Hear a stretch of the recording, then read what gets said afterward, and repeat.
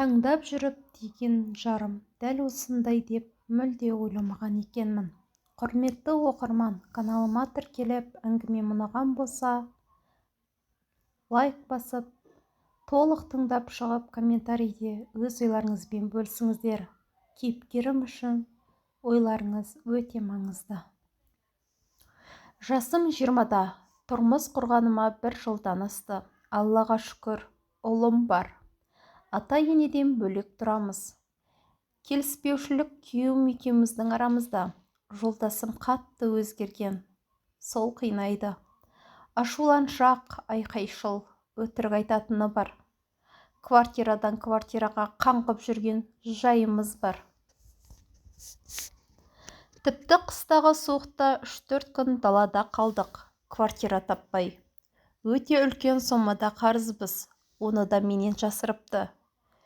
Мұны тұрмысқа шыққаныма 3 ай болғанда білдім.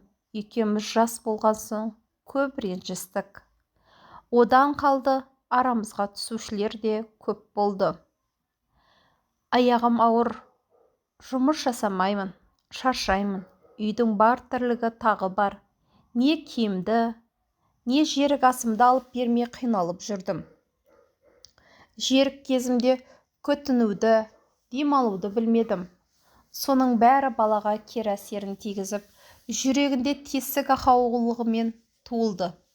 Өзім соған қиналып жүрсем, енем келіп, бізде тудық 7 баланы, біреуінде де ақау жоқ.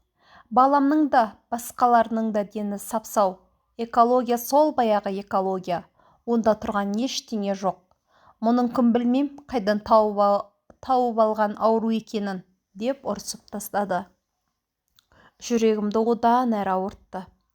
Аман есен босандым ғой деп, аяқ қолымды бауырыма алып енді еш жия бастасам, ішпейтін күйем ішетінді шығарды.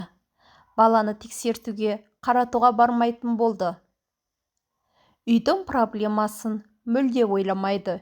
Үйде, бала да тек маған керек. Күйіп пісіп мен жүрем. Жолдасым тек қарыз деп, қарыз берген тәтесінің көңілін аулап тек сол деп жүргіреді. Ойының бәрі ақша, сосын сол ақша берген тәтесі.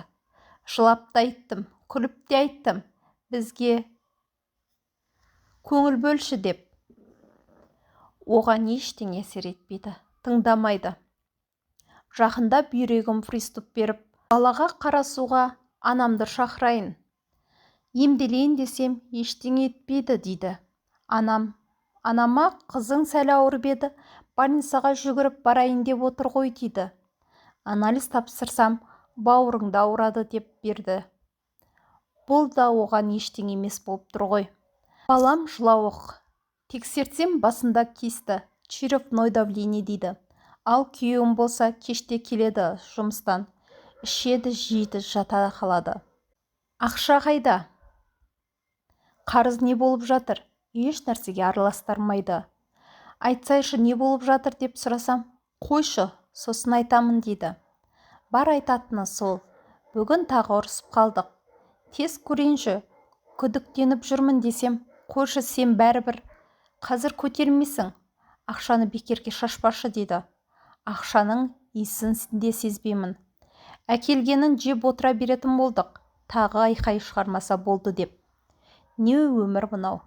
Үйге кетейін десем, әкем қатал кіргізбейді. Айтар адамым жоқ. Құрбыға айтсам күлкі боламын. Анам айтсам жүрегін ауыртам. Енді тіпті не істерімді де білмеймін. Кеңес беріңіз.